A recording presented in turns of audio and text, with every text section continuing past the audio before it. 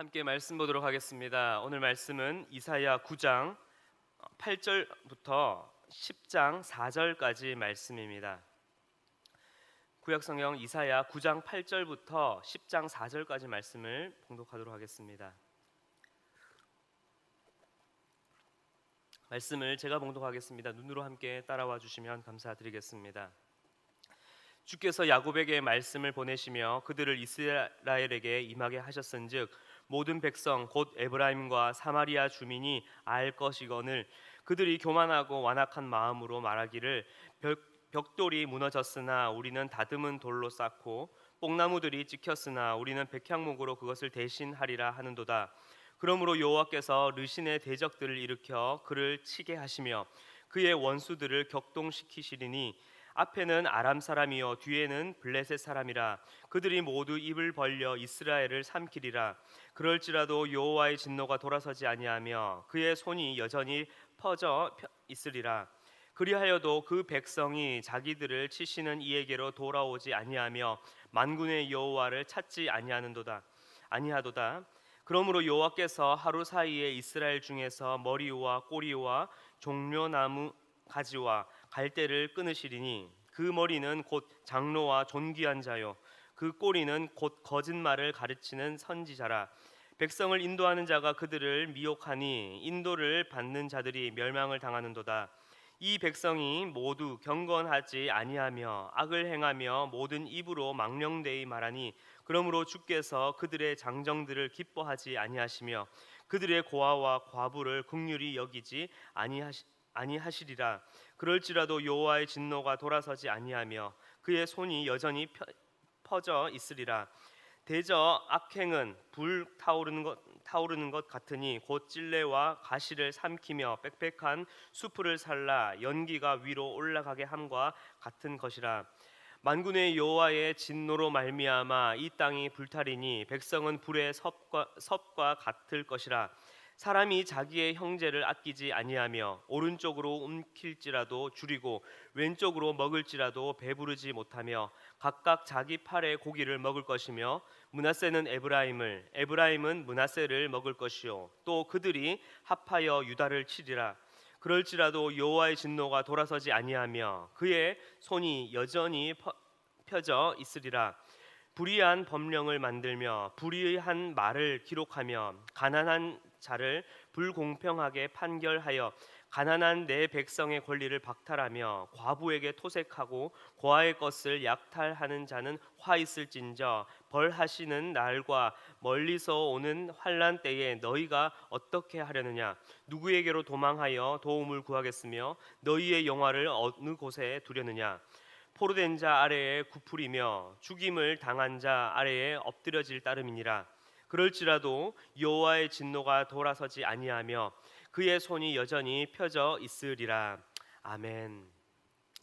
초등학교 시절에 이 학교에서 남은 재활용품을 가지고 작품을 만들어 오도록 또한 그러한 대회가 있었습니다. 그래서 저는 머릿속으로 번뜩이는 아이디어가 있어서 집에서 바로 이 만들기를 시작했습니다. 제목은 에펠탑이었습니다. 그래서 우유곽과 또 이 요구르트곽을 가지고 만들기를 시작했습니다. 그런데 점점 탑이 높아지고 또한 이제 만들어지다 보니까 그 무게와 균형을 견디지 못하고 자꾸 그 아래에 있는 기둥이 자꾸 쓰러지고 또 무너져 버리는 것이었습니다. 결국에는 출품 전날까지 새벽까지 만들다가 도저히 되지가 않아서 그 자리에서 그냥 엉엉 울면서 포기한 적이 있었습니다.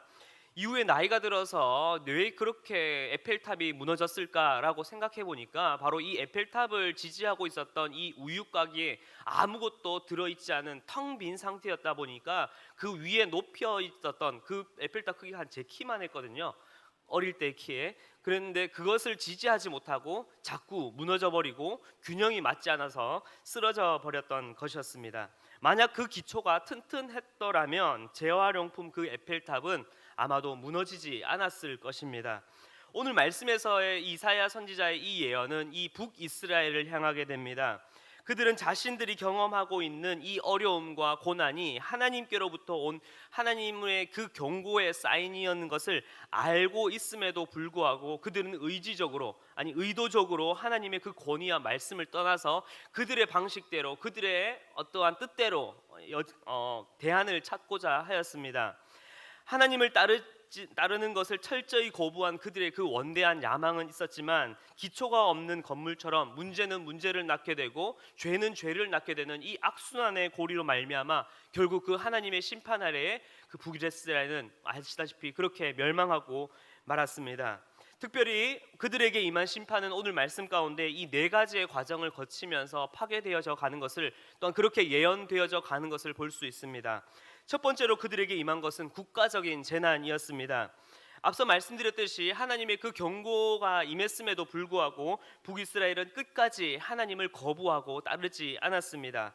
그러니 그들에게 임한 것은 하나님의 더 큰 재앙이었고, 그렇게 더 큰 재앙이 임하니 그들은 더 큰 힘든 상황을 맞이하게 되었습니다. 그러나 그들은 어떻게 하였습니까? 여전히 끝까지 하나님께 돌아오지 않고 오히려 스스로 그 문제를 해결하려고 하였습니다. 말씀 속에서 보게 되면은 벽돌집이 무너지면 돌로 그 집을 쌓고, 그리고 이제는 뽕나무가 찍히게 되면 백향목으로 이것을 대신하는 모습을 보인 것이었습니다. 당시 이 벽돌은 흙과 이 지푸라기로 이겨져서 만들어졌기 때문에 그것을 지은 집은 계속해서 건조되다 보면은 더욱더 그 집이 튼튼해져 가게 됩니다.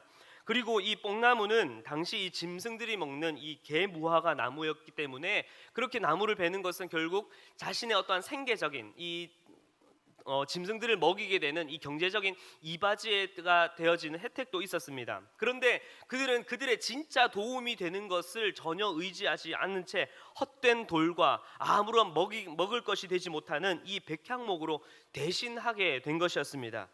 이는 그들이 당면하고 있는 그 문제에 어떠한 해결책도 되지 못한다는 것을 말해주고 있습니다. 결국 하나님께서는 그렇게 하나님을 거부하는 자들에게 어떻게 하셨습니까? 바로 말씀에서와 같이 아람과 블레셋을 통하여서 계속된 심판을 내리시게 됩니다. 결국 그 국가적인 위기는 두 번째로서 이 정치적 몰락에까지 이르게 됩니다. 그렇게 하나님께서 치심에도 불구하고 그들이 돌아오지 않는다면 하나님께서는 이제는 그 이스라엘의 머리와 꼬리를 치시게 됩니다. 여기서 머리는 말씀에서도 볼 수 있듯이 이 사회적인 정치적인 지도자를 의미하고 있고요, 꼬리는 바로 거짓된 선지자들을 의미하고 있습니다. 더불어 우리나라에서도 이러한 표현들 있죠. 머리부터 발끝까지라는 표현처럼 이것은 이와 더불어 아주 총체적인 하나님의 심판과 재앙을 의미하기도 합니다. 이렇게 지도자들이 잘못되었으니 당연히 그를 따르는 백성들도 제대로 잘 따라올 리가 없을 것입니다. 결국 세 번째는 이 지도자의 잘못은 결국 백성들의 잘못으로까지 이어지게 됩니다. 바로 백성을 인도하는 자가 백성들을 미혹하게 되니 백성들은 경건하지 않게 되며, 그리고 악을 행하며 이웃사랑과 긍휼이 사라지게 되고 그들 가운데에는 이기심과 욕심만 남게 된 것이었습니다. 이에 역사하시는 하나님의 그 손길이 얼마나 강력하셨고 얼마나 엄하셨던지, 백성들의 그 죄악으로 인하여서 소외되고 가난하고 연약한 자들이 하나님의 긍휼을 부르짖을지라도 그 하나님의 진노는 멈추지 않았습니다. 결국 국가적인 위기와 정치적인 타락, 그리고 이 백성들의 혼란은 결국 마지막으로 이 사회적인 혼란에까지 야기되게 됩니다. 하나님을 거부한 그 나라의 만군의 여호와의 그 진노가 이제는 온 땅을 불타는 재앙과 같이 임하게 됩니다. 그럼에도 불구하고 이 북이스라엘의 그 하나님을 거부하는 것은 끝나지가 않았습니다. 도리어 악을 악으로서 다스리게 되고 이 악순환의 고리가 계속해서 반복되다 보니 결국 지도자들은 악함에 맞서기 위하여서 악함을 만들어내고, 또한 불의한 법령과 불공평한 판결과 그러한 잘못된 것들을 끊임없이 자행하면서 그 죄악의 풍선은 끊임없이 마지막까지 부풀어지게 되었습니다. 그렇게 하나님을 거부하며 교만한 자들에게 하나님의 진노는 바로 하나님을 따르지 않는 자들에게 심판과 멸망으로 이제는 끝마치게 됩니다. 처음 여호와 하나님을 온전히 경외하며 엎드렸던 그 제사가 무너지게 되니, 그리고 여호와 하나님께서 그들을 사랑하심으로 그들에게 주셨던 그 십계명, 그리고 그 하나님의 율법이 그들의 삶의 기초가 되지 않고 그 잣대가 무너져 버리게 되니 결국 계속해서 하나님을 붙잡지 않게 되고, 그 백성들은 어떻게 해요? 이제는 그들 가운데 어떠한 대안과 방법을 찾으려고 하여도 그것이 진정한 해결책이 되지 못하였고, 결국에는 그렇게 참담한 결과를 맞이하게 되었습니다. 우리는 이 북이스라엘을 향한 이 심판의 예언과 또한 이 심판의 그 멸망의 결과를 우리는 바라보면서 바로 우리의 삶과 그 신앙에 비추어서 거울로 삼아 보아야 할 것입니다.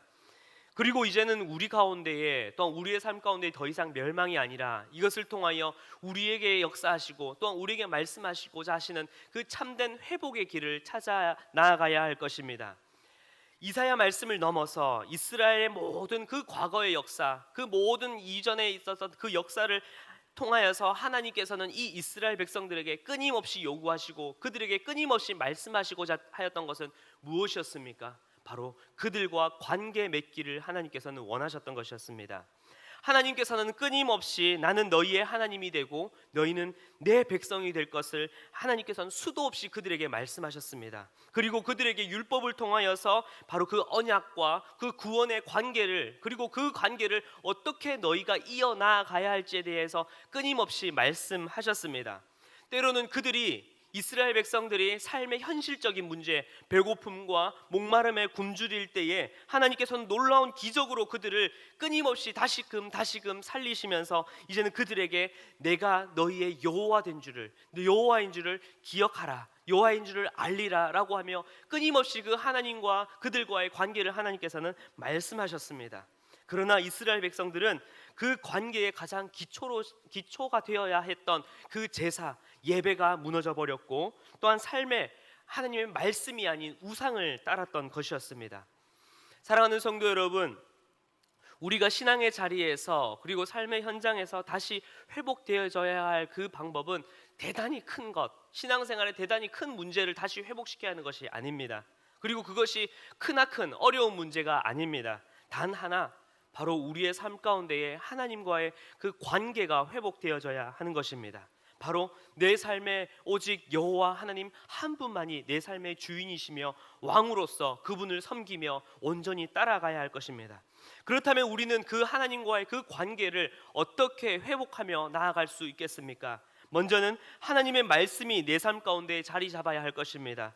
큐티를 통하여서 또한 예배를 통하여서 우리의 또한 말씀 읽기와 또한 찬양을 통하여서 우리는 그 하나님의 말씀이 우리 삶 가운데 날마다 선포될 수 있도록, 또한 그 말씀이 내 삶의 기준으로 작용할 수 있도록, 내 삶의 기초로 작용할 수 있도록 끊임없이 우리는 그 말씀 가운데 나아가야 할 것입니다. 더불어 이제는 우리는 하나님과의 그 깊은 교제와 관계의 시간을 우리는 마련해야 할 것입니다. 깊은 묵상의 시간과 더불어 또한 하나님과 구별된 그 하나님의 그 신실하신 그 사랑과 그 구원의 약속을 날마다 되새기며 바라볼 수 있는 그 기도의 시간이 우리의 삶 가운데에 일어나야 할 것입니다.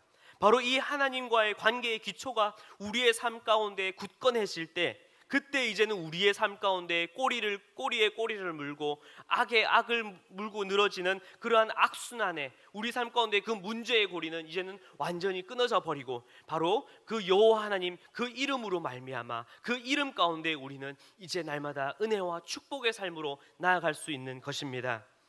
말씀을 마무리하겠습니다.